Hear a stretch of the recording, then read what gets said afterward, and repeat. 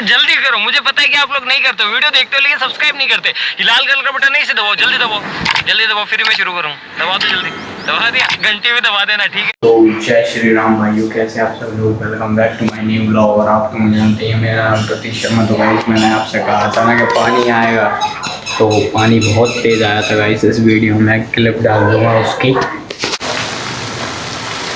देखो गाइस। उस side guys अभी धूप निकली आई थोड़ी थोड़ी, बाकी तो देख सकते हैं आप।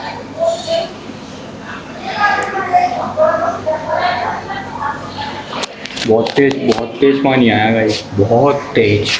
देखो अभी साफ हुआ है मौसम, वैसे बहुत तेज पानी आया था, वो सब गीला पड़ा है। बहुत तेज आया था गाइस पानी। चैनल को करें लाइक एंड चैनल को करें सब्सक्राइब।